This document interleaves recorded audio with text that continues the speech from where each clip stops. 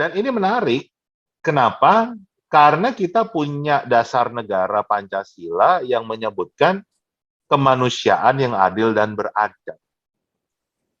Tetapi faktanya di dunia digital, kita adalah manusia yang tidak adil dan biadab. Nah, ini harusnya menjadi tanggung jawab kita di dunia pendidikan.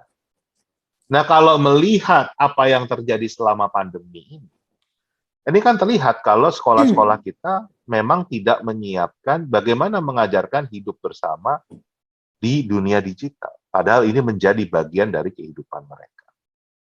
Nah, poin saya di sini, ayo kita kembalikan esensi dari lembaga pendidikan kita yang harusnya memiliki 4 pilar.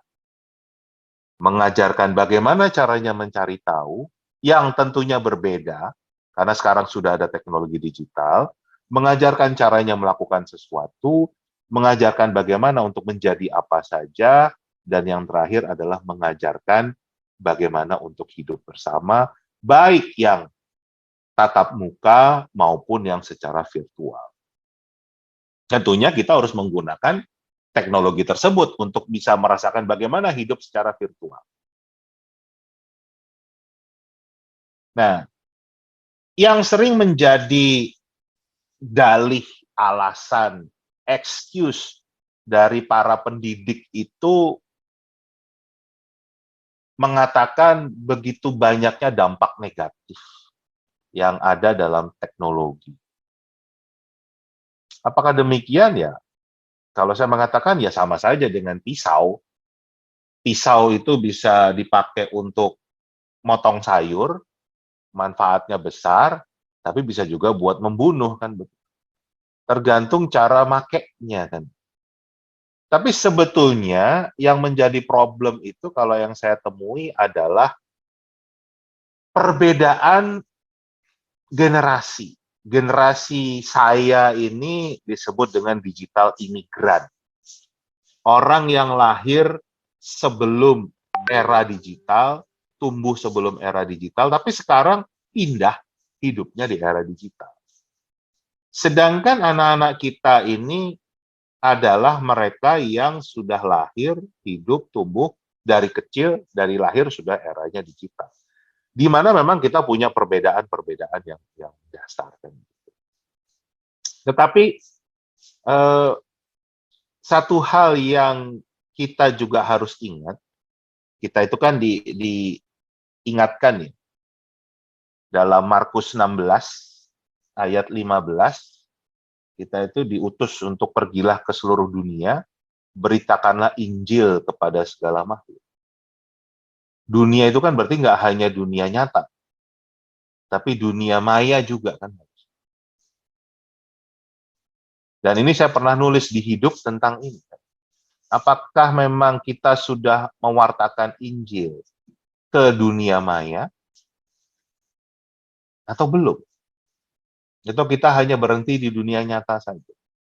Kalau para misionaris dulu mewartakan Injil kepada segala makhluk, mau pindah dari Eropa yang enak hidupnya, yang cuacanya dingin, makanannya enak, pindah ke Indonesia yang panas, masakannya pedas kan gitu.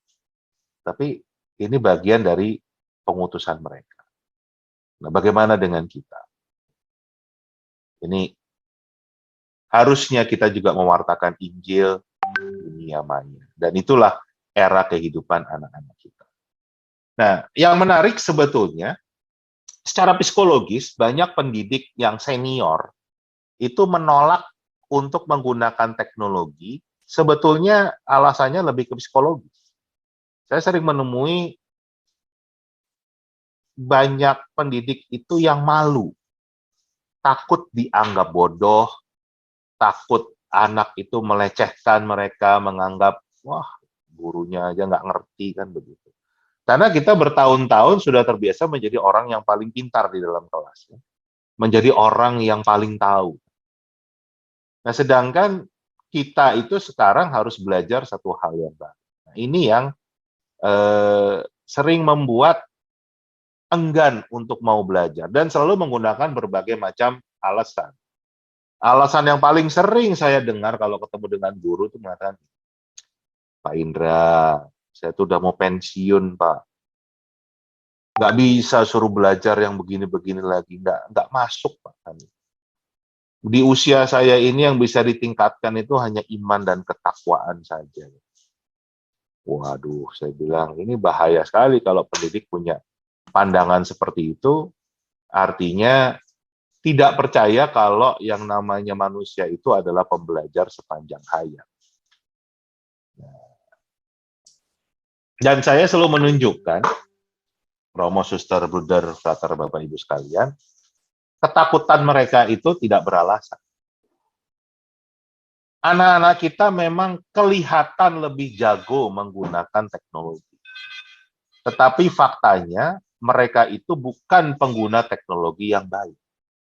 Tahun 2014 ada kajian dari Amerika Serikat yang menunjukkan walaupun 83% milenial itu tidurnya sambil ngekepin HP, jadi nggak bisa lepas 24 jam dari handphone, tapi hanya 58% dari mereka itu nggak ada yang bisa memanfaatkan teknologi HP-nya, digital itu, untuk hal di luar hiburan.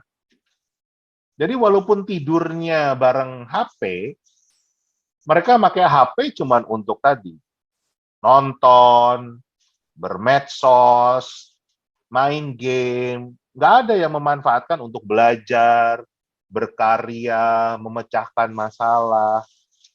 Dan sebetulnya nggak mengherankan ya, kenapa? Nggak ada yang ngajarin kan. Kita-kita ini yang tua-tua ini sering berasumsi saja bahwa mereka adalah lebih baik dari kita untuk urusan teknologi. Padahal sebetulnya mereka sama-sama nggak ngertinya, dan sama-sama belum pernah hidup di era digital. Dan itu harusnya menjadi tugas kita sebagai pendidik untuk mengajarkan mereka memang bagaimana menggunakan teknologi yang baik. Bagaimana untuk mewartakan Injil tadi, bukan untuk sekedar hiburan. Karena kita mewartakan, pergilah ke seluruh dunia, termasuk dunia maya, untuk mewartakan Injil. Nah, ini berita baiknya. Jadi kita yang tua-tua ini, yang senior ini, jangan minder. Karena kelihatannya saja anak-anak kita ini lebih bagus pengguna teknologi. Tapi sebenarnya mereka bukan pengguna teknologi yang baik. Karena apa? Nggak ada yang menuntun mereka. Nggak ada yang mengajarkan mereka. Nah, inilah peran kita. Peran kita sebagai pendidik, apalagi di lembaga pendidikan Katolik, yang memang harus membimbing mereka sehingga memanfaatkan teknologi ini dengan baik. Nah, kalau nanti kita akan membahas tentang growth mindset sebagai bagian dari kegiatan POP SD ya, ada kuliah umum tentang growth mindset. Saya anjurkan Anda untuk membaca bukunya, bagus sekali. Tapi setelah baca growth mindset, judulnya mindset dari Carol Dweck, saya juga menyarankan membaca buku yang sangat terkenal karangan Angela Duckworth ini, yang judulnya Grit atau kegigihan kan begitu. Nah, salah satu hal yang saya ambil dari buku Grit ini, Angela mengatakan bahwa manusia itu adalah satu-satunya makhluk yang mau ngapa-ngapain aja mereka harus belajar dulu. Jadi sebetulnya manusia itu diciptakan untuk belajar. Nah, dia membuktikan begini. Coba kita lihat seekor kuda. Seekor kuda itu begitu dilahirkan, dalam hitungan menit dia udah bisa berdiri, dia udah bisa berjalan. Dalam hitungan jam dia udah bisa berlari. Jadi dalam dirinya itu sudah punya kemampuan berlari. Sedangkan manusia itu untuk mau berjalan aja harus belajar dulu. Untuk mau bicara harus belajar dulu. Nggak bisa ujuk-ujuk lahir terus langsung bisa ngomong. Nggak bisa begitu lahir langsung bisa berjalan apalagi berlari. Jadi memang manusia itu didesain untuk menjadi pembelajar sepanjang hayat. Nah, ini yang harus kita ingatkan lagi bagi guru-guru kita, apalagi guru-guru senior, kalau memang nggak ada batasnya untuk manusia belajar. Memang tentunya secara energi, secara ketahanan fisik itu ada penurunan, jelas ada. Tapi bukan berarti kita tidak bisa belajar lagi walaupun usia kita sudah semakin tua.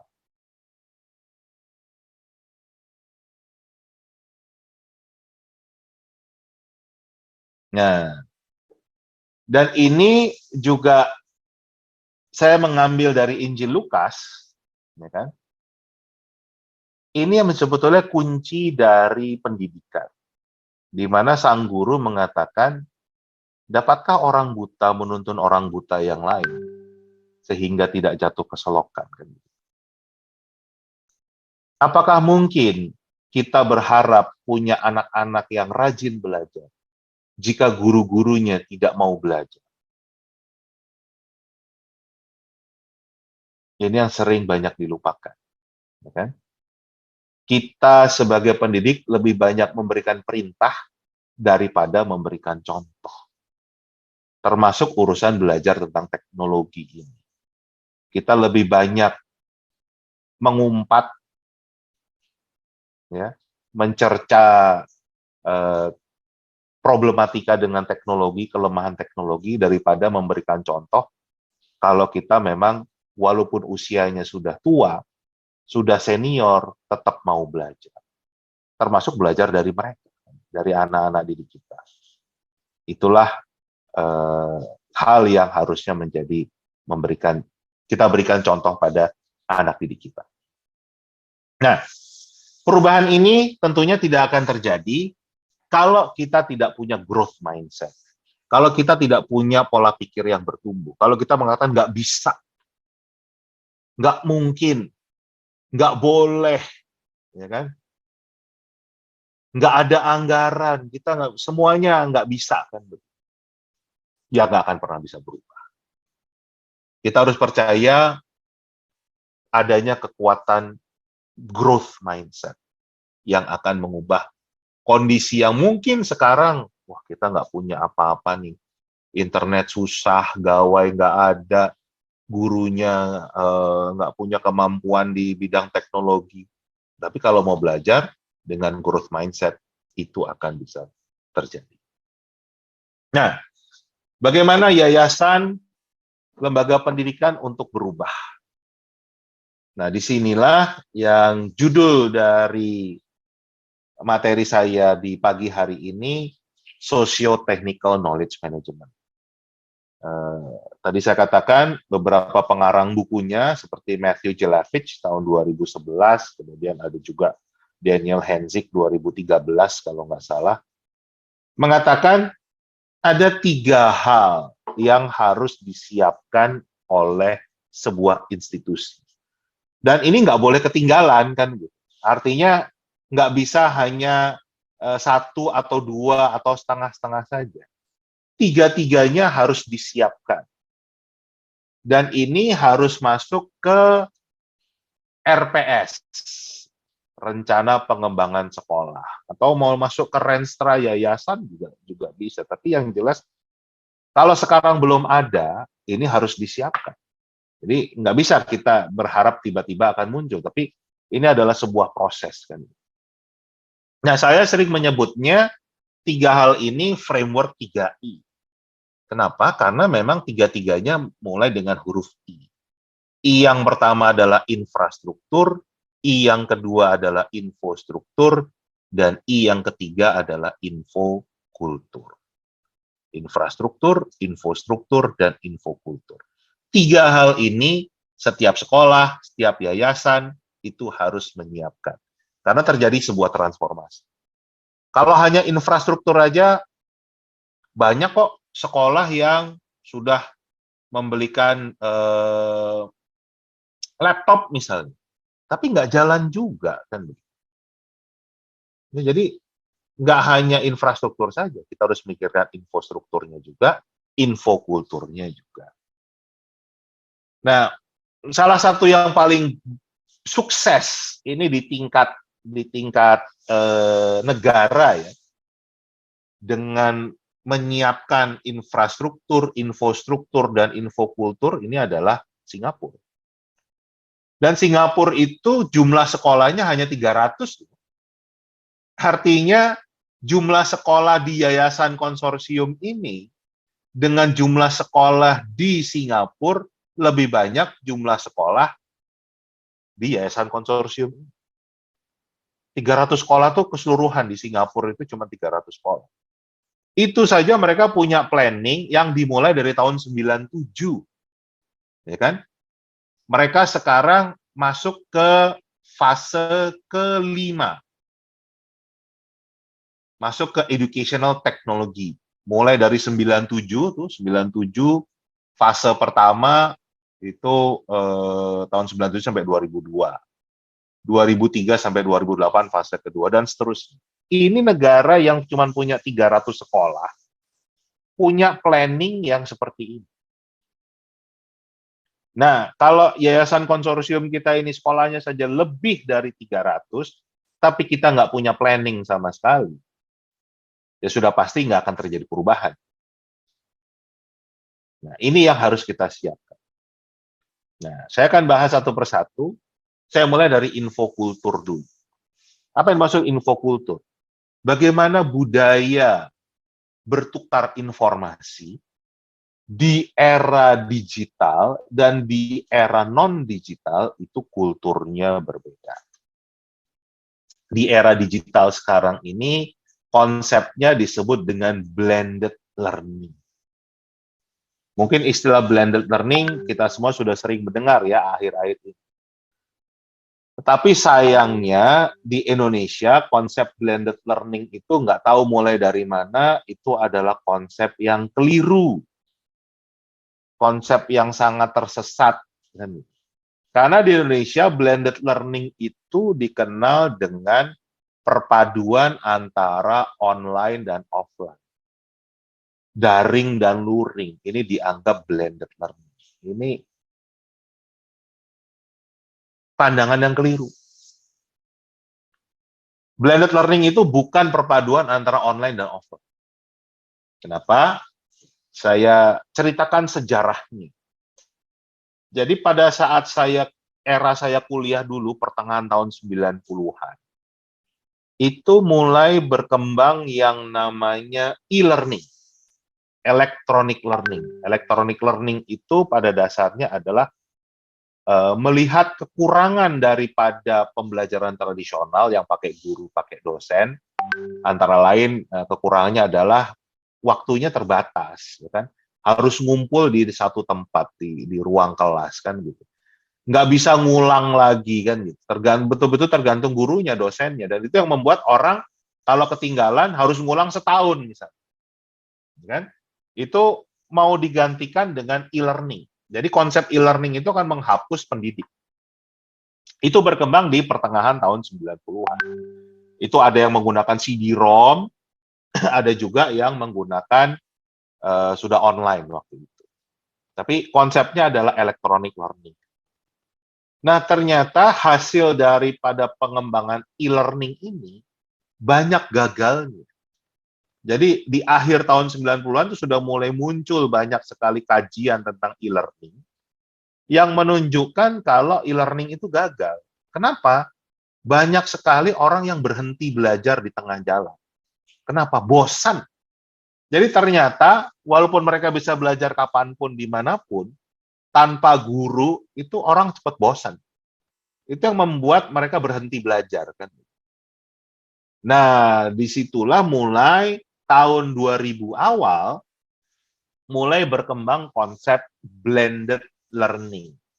Jadi salah satu tokohnya waktu itu yang sangat terkenal namanya Dr. Ray Clifford. Dr. Ray Clifford ini pernah berpidato di sebuah konferensi pendidikan yang sangat terkenal pidatonya. Beliau mengatakan begini, teknologi tidak akan menggantikan guru, akan pernah menggantikan pendidik. Karena tadi kan e-learning itu tadinya mau didesain untuk menggantikan pendidik. Tetapi pendidik yang tidak menggunakan teknologi akan digantikan oleh pendidik yang menggunakan teknologi. Itu pidato dari Ray Clifford ini yang sangat terkenal. Dia dianggap sebagai bapaknya blended learning. Nah, disitulah konsep blended learning itu mulai berkembang. Nah, jadi blended learning pada dasarnya adalah perpaduan antara manusia dengan teknologi. Jadi bukan online dan offline, tapi perpaduan antara manusia dengan teknologi. Dan yang dimaksud, ini karena bahasa Inggris ya, blended itu beda dengan mix. Kan? Kalau Indonesia kan sama-sama campur. Tetapi dalam bahasa Inggris itu filosofi blended itu beda dengan mix. Mix itu, saya ambil contoh misalnya kita bikin teh, kemudian kita kasih gula. Kita minum tehnya, ternyata masih pahit. Itu baru mix, baru dicampur. Tapi kalau gulanya diaduk, kemudian kita minum jadi manis, itu sudah blended. Karena antara teh dan gula sudah menjadi satu senyawa. Nah, disinilah sebetulnya konsep blended learning. Bagaimana manusia dan teknologi itu menjadi satu senyawa. Apa yang kita lihat di video tadi, walaupun sudah pakai Zoom, walaupun sudah pakai Google Meet, tetapi cara ngajarnya masih sangat tradisional. Kan? Itu belum blended. Kan? Walaupun sudah pakai teknologi. Nah, disinilah konsep blended learning. Nah, blended learning itu punya beberapa karakter. Yang pertama, sekarang mengenal konsep yang disebut asynchronous atau asinkron, pembelajaran yang tidak langsung. Di mana kalau zaman saya sekolah dulu, kulturnya pembelajarannya hanya sinkronus, hanya pembelajaran sinkron, pembelajaran langsung. Nah, di asynchronous ini dia bisa anytime, artinya dilakukan kapan saja. Jadi tidak harus berdasarkan jam pelajaran. Kalau dulu kan kita hanya bisa belajar pada saat kita jam sekolah dengan jam pelajaran yang khusus mata pelajarannya apa. Jadi kita nggak bisa belajar anytime. Tapi kalau sekarang, dengan digital, belajarnya itu bisa kapan saja. Kemudian anywhere. Kalau dulu kita harus masuk ke dalam kelas, berada di sekolah. Tapi sekarang kita bisa belajar di mana saja, di rumah, di sekolah, di kantin, di dalam kendaraan, dimanapun kita bisa belajar. Dan menggunakan any device, artinya mau pakai laptop bisa, pakai desktop bisa, pakai tablet bisa, pakai HP bisa, pakai komputer sekolah bisa, komputer warnet bisa, pakai laptop tetangga bisa. Jadi tidak hanya menggunakan satu device. Ini karakter yang ada di blended learning. Di mana di era dulu tidak ada ini. Nah, jadi kultur ini yang harus kita siapkan ke SDM kita. Kita harus menyiapkan, kulturnya berbeda. Jadi sekarang itu pembelajaran tidak hanya yang sinkronis saja, tapi juga harus menggabungkan antara sinkronis dan asinkronis. Karena dengan sinkronis itu banyak kekurangannya, nggak bisa kapan saja, nggak bisa di mana saja, tetapi dengan asinkronis kita bisa belajar kapan saja, di mana saja. Ya. Yang kedua adalah personalize. Artinya, tidak bisa kita buat pembelajaran sesuai dengan kebutuhan. Saya ambil contoh begini, dan ini sering terjadi ya. Ada anak yang harus dijelaskan 10 kali baru memahami konsep yang diajarkan oleh guru. Nah, problemnya banyak guru yang tidak punya waktu untuk ngulang 10 kali materi. Dengan demikian, anak tersebut sampai kapanpun nggak akan menguasai materinya, kompetensinya nggak akan terbentuk. Karena dia butuh 10 kali untuk diulang, baru ngerti, baru paham. Tapi guru nggak pernah punya waktu ngulang 10 kali. Jadi modelnya yang sinkronus ini kan selalu one size fits all, artinya satu menu untuk semua.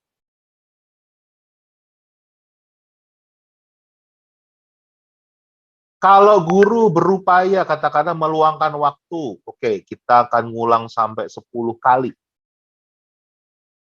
Ada anak yang dijelaskan 2 kali saja sudah ngerti. Kalau dia dijelaskan sampai 10 kali, yang ada bosan, yang ada bikin ribut, yang ada bikin gaduh kan gitu. Dan itu yang sering terjadi di kelas-kelas itu. Karena kita tidak bisa melakukannya sesuai dengan kebutuhan. Karena kita nggak bisa, gimana kalau si A harus dijelaskan 10 kali, sedangkan si B cukup 2 kali. Kita nggak bisa milih, kita nggak bisa semuanya kan, membantu semuanya. Kita ngambil satu di tengah misalnya. 5 kali, tapi 5 kali pun yang butuh 10 kali, nggak akan pernah ngerti. Nah sekarang dengan teknologi, kondisi itu bisa dilakukan. Karena bisa dilakukan anytime, kalau katakanlah katakanlah begini, materi saya hari ini, ya kan? Kita butuh 10 kali untuk mengulang supaya bisa paham betul. Ini karena materinya direkam, nanti mau diulang 10 kali, 1000 kali, 1.000.000 kali pun bisa, nggak masalah. Jadi orang yang butuh mengulang 10 kali nggak akan mengganggu orang yang ngulangnya cukup 2 kali, karena bisa dilakukan oleh sendiri-sendiri. Ini yang disebut dengan sesuai dengan kebutuhan. Tidak lagi one size fits all, tapi sesuai dengan kalau si A butuhnya seperti ini, si B butuhnya seperti itu, bisa kita sesuaikan. Karena sudah berbasis teknologi. Yang kedua adalah sekarang menggunakan data.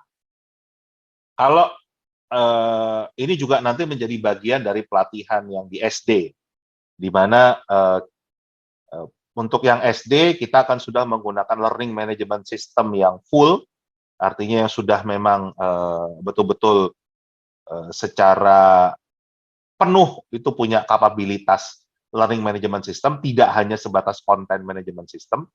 Artinya pendidik itu bisa punya data yang sangat detail tentang cara siswa belajar, karena ada AI-nya di situ, ada artificial intelligence-nya di situ. Jadi kita bisa tahu si A itu belajarnya jam berapa lama, apa yang dipelajari, sedalam mana, apa yang mereka sudah baik, apa yang kurang, itu semua ada datanya.